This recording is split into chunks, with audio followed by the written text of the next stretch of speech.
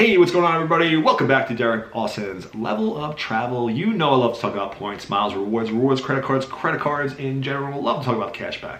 Love to talk about the programs like the hotel programs, airline programs, those credit card programs like American Express membership rewards points, Citi thank you points, Capital One miles, and Chase Ultimate rewards. And of course, I love to talk about US Bank Altitude Reserve points. And I love to talk about travel, as you know, and today's video is about travel. If you see the title of this, it's traveling around the world, aka backpacking the world for a year, long-term travel, something you're gonna have to probably quit your job for and travel, and you're just gonna be traveling full-time. What an experience I had in 2018. Me and my wife both quit our jobs and did it. You just see the world in a different way. You see what people go through. It changes your life. It also has an effect on you knowing what you need to survive and live, and you live a little bit more simpler when you get back, okay? So there's many different benefits to it, but I won't get into too much. If you're already watching this video for that, you already kind of got that travel bug and possibly want to do this. So I'm going to tell you how to do it, okay? First of all, I plan out for a year. We planned for 6 months. Maybe we were just a little bit advanced on financial side, being a little bit older, me being 40 at the time, my wife being 5 years younger than me, about 35. So, but I think most people are going to need about a year, but you can kind of plan it out yourself. That's one of the plans, right? But that's my recommendation.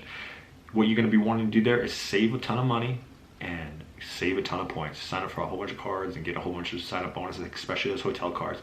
Now, cutting debt is very important first, because you want to get rid of all those little bills, all those little things, get rid of it, so then you can have a better chance of saving. And when you're on the road, it's going to be very important that you save, that you don't have many bills, okay? That'll just make it easier for you.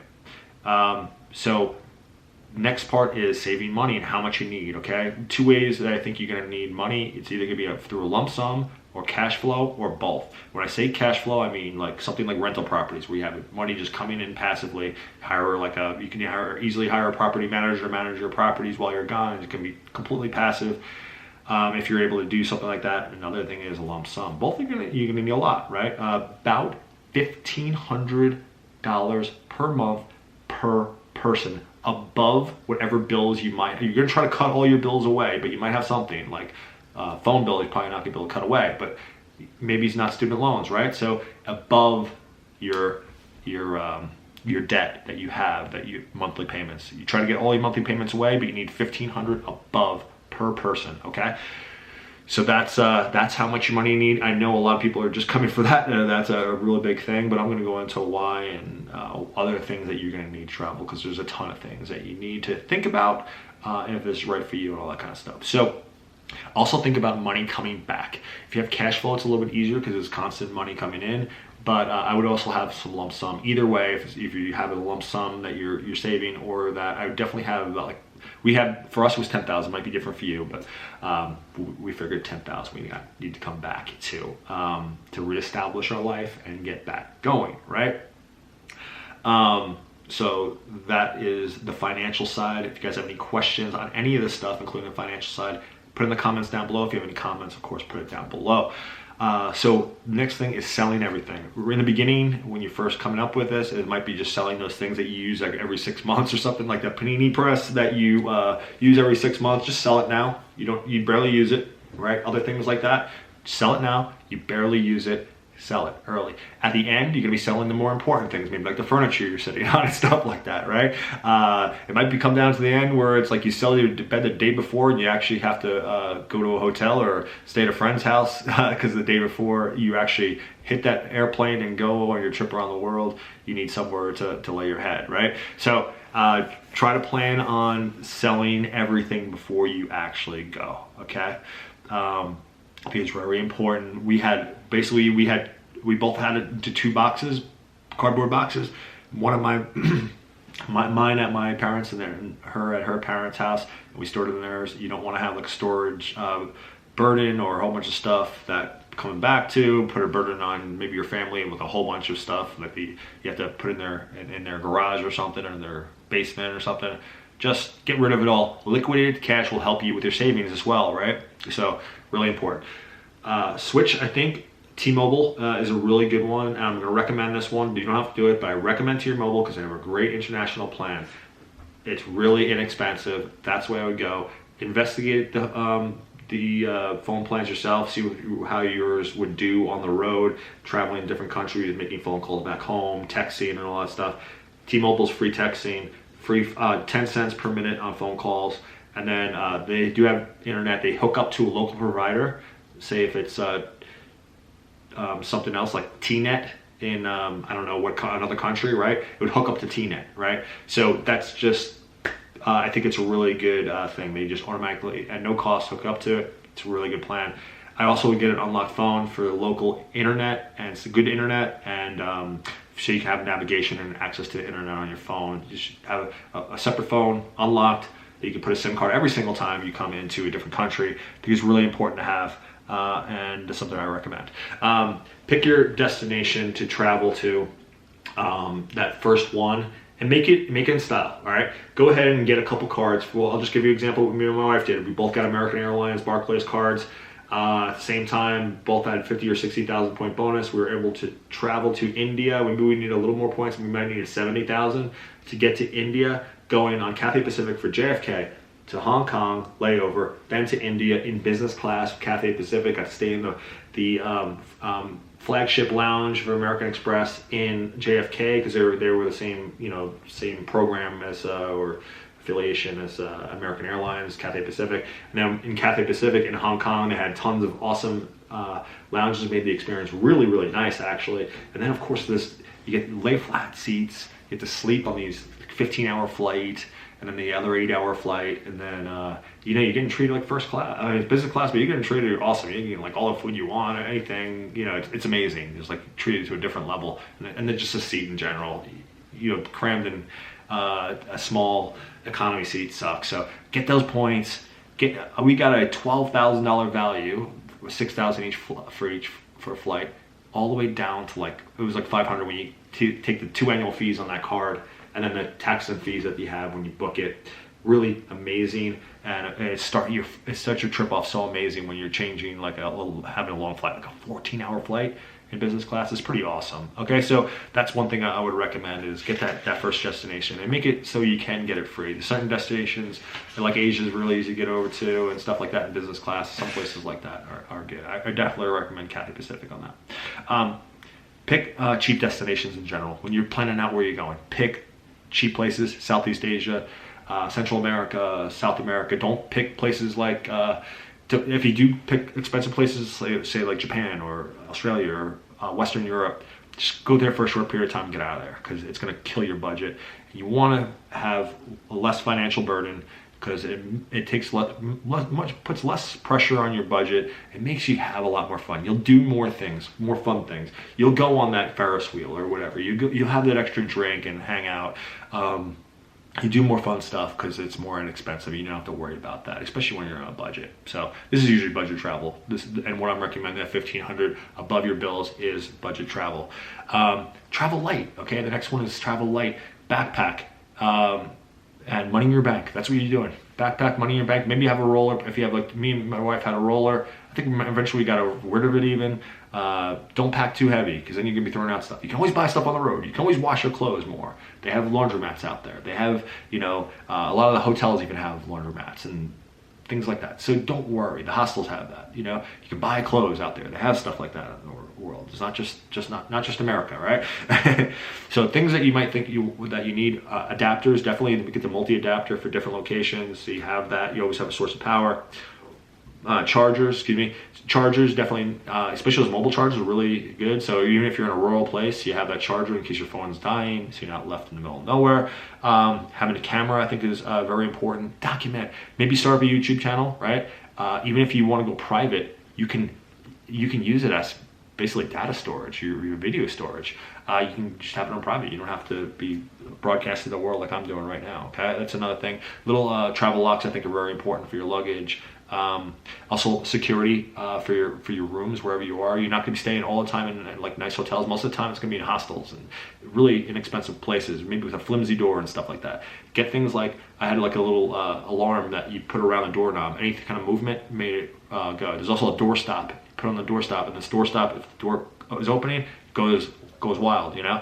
So have that. It just make you feel more peaceful at night and have a better sleep, knowing that you have those security measures on a place that might not have great security, you know, because you're probably not going to be staying in like Hilton's and Marriott's all the time. Once in a while it's nice. I'll get into that, but actually that's the next point. Accumulate tons of points and miles, especially hotel points. It's really nice to break up those really tough travel, like the, you know, not great accommodations because you're traveling light, you're traveling on a budget, you staying in hostels, you're staying in those, you know, really like $20 a night Airbnbs or something like that. It's really nice to have that time where you have the beautiful shower, that amazing bed that like Marriott's and Hilton's doing, Hyatt's have, right? So have those points for just breaking up that the grind of travel, you know, that part, because sometimes a lot of times you'll be staying in tougher places, okay? So that's the recommendation. Here's another thing. One is to get points, right? Like American Express points and all those things, you know, Chase points, and I guess Altitude Reserve points I think are awesome too. City points, get them all. Get them as many as you can before you leave. But then there's cards that you're going to need to have when you're actually traveling. American Express is no good. I'll just say that right away. I think really the best one for me, because there's tons of value. You need a priority pass card, at least one card to give you a priority pass. And these fit the bill. No foreign transaction fees. They get bonuses on 2x on everything. First of all, that's amazing. Then 3x on, you know, on the road. This is a MasterCard. This is a Visa. 3x on dining and eating out. So you have two great options here. You'll use this card a lot for everything, and then, you know, the dining really there, and for entertainment, right? That's a really good card. There's other ones too, but this is the annual fee on these cards combined is -5 when you effective annual fee. Venture X is a $3.95, but then you get $300 credit if you're booking on their travel portal, which you will be able to use pretty easily if you're traveling around the world. And then they give you 10,000 on the anniversary night. On the anniversary of your card, they give you 10,000 points, which at minimum is worth $100. So that's $400 worth of stuff right there. Very easy for you to use. And the $395 fee, you actually come out ahead $5, and there's no fee on the Saver One. That's a great one. No foreign transaction fees, no annual fees really to worry about. You actually get transferable miles, or you can use them as cash back or statement credit. It's really a good card, and getting that priority pass, and getting multiple priority passes if you want. You can get it for, if you have more than one person on the trip, one venture card, you can get authorized users free, and you'll get a priority pass for them too, which is really, really unique. Here's a couple other cards I think are really, really good, and then I'll end it there. You know, the Chase Sapphire Reserve is a good card, just more expensive than the options I'm giving you here, honestly. So here's another option. I think no annual fee, 4% on dining out, no foreign transaction fees, no annual fees either. It's a great, just for that one benefit, okay, of eating out, and you can be doing that a lot. You'll be going to a lot of places like that. So that is probably a really important card to have. I think is good, but the Saver One's really good too, right? Then this is only cash back. You can't like really get transferred out or anything like that. It's just the way it is. The other one is the Altitude Reserve from US Bank. I think it's very important. Not as many people have access to this card. You have to be around US Bank and have a relationship with them before you leave, right? But it's a great card to have. 3x on travel, 3x on mobile wallet payments, which a lot of times you'll be able to use out in the world. It is a Visa, but the travel part is really important. And if you can get those mobile wallet payments even better, you get 3x that are worth 4.25%. Also, the types of points, just like the Sapphire Reserve, 1.5 cents on travel through their portal, or through for this card. Also, they have another option. But anyway, the travel portal is where you could probably use that 1.5 cents point. It's good on really cheap accommodations that you'll find out in these cheaper places, like Asia and stuff like that. You'll really work out well with that 1.5 cents per point, or those short economy flights. Also, that kind of thing will really help, that 1.5 cents per point. And it also gives you these cards, the Sapphire Reserve, the Venture X, and the US Bank Altitude Reserve. All of them, they're Visa Infinite cards. They come with all those travel protections to really make your trip a little bit better if something happens. You know, if there's a volcano blows up, and you're there, you get the evacuation stuff, or if something happens, they'll get you out of there, or you're sick, you can't make the next trip, they'll cover you. It's really important. The other thing is debit card is really important. I recommend Charles Schwab, okay? 0 fees. Doesn't matter if you're, you're getting at an ATM, if they charge a fee, Charles Schwab will reimburse you. There are also no foreign transaction fees, and the conversion rate is nothing. They just convert it for you. That's the thing, there's no fees for that card, for that debit card. And that's gonna be really important out in the world, outside of the US. It's even gonna be more for cash, okay, than you think. Especially when you're in Asia and you're trying to get some street food, they're not gonna check credit cards. You're crazy. It's gonna be cash money, local money. So you need that. And whenever I go to a different country, especially on this trip, first thing I do is get at least like $100 worth of their money. That's the way you got to do it. Okay. So the main things on these things is no foreign transaction fees. I think is a really important part, and for getting money, like no fees. Get rid of those fees. Make it cheap to get your money or make purchases like you would in the United States. That's the main thing. If you can get some rewards, these cards really supply some nice rewards that you would even if you were in the United States. So I think they're really great options, but there's some other ones that are pretty good too. Again, any questions or comments, put them down below, guys. I always respond. So, and again, the priority pass is very important too. Priority pass is great out in the world. United States is not so great, right? Out in Asia and stuff like that, oh man, priority pass is great. Good accommodations, helps you, makes it your trip. You actually probably want to go to the airport a little early just to make sure you have the priority pass experience. So it's pretty cool. All right. Let's see. Next one is, it's just opportunities. Okay, guys, there's opportunities to do this. One, you make that decision.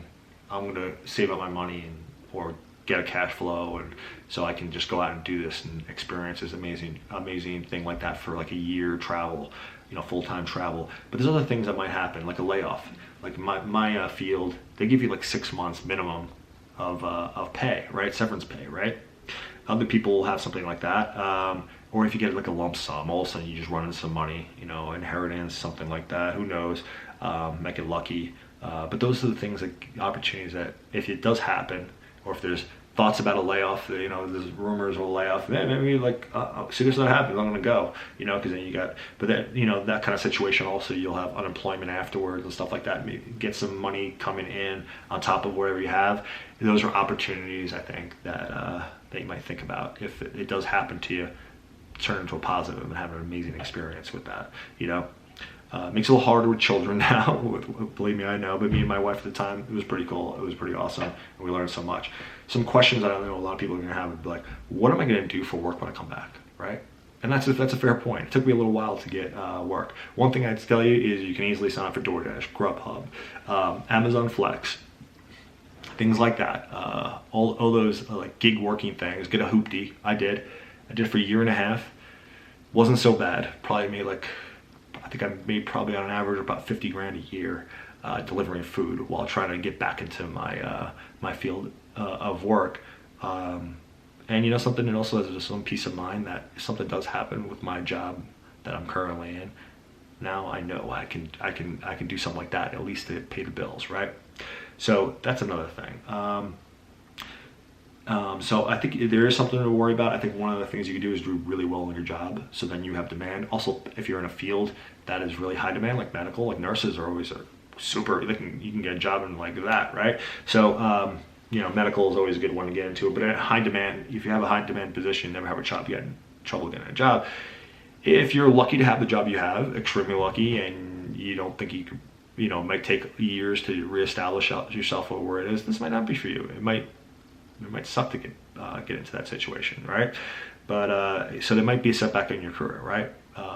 Depends on what field you're in, how good you are, what you do, what demand for your job is, okay? But you always remember, like for me, it took me a year and a half, but something I made it, and figured out another way to make money, just in case. A nice security blanket. It's like my own, that I can just jump back into that in a heartbeat and make some money, and I know everything's gonna be okay. Yep. So one another thing, maybe a benefit of that trip. What about mail? Like stuff like that, like your connections to your life back in the United States or your country, right? for me, we just put it to my parents' house and just set everything over there, changed all our bills or whatever, things that we needed to do. We just declared that at my parents' house, and that was easy. And then they get it, and they can, if it's important, they can tell you what's happened, take a picture of it, and send it over to you. So that's it. Is there any other questions? Just put it down below. I know this is an interesting topic. I think it's an interesting topic. I think my people, my audience will think it's an interesting topic. I think, when we were about to travel the world, there was no good videos on this telling you what to do, especially for the money part. $1,500 a month, right? At minimum, right? That's if you're backpacking. Obviously, you need more, and that's above your bills, right? So that's a big point. So anyway, guys, that is the video. Again, if you have any questions, comments, put it down below. But please like the video, subscribe to the channel, and hit that bell notification so next time I come out with a video, you'll be the first to know. Thanks for watching, guys. Hope you had a good one. This was a fun video for me. I'll see you in the next one. Bye.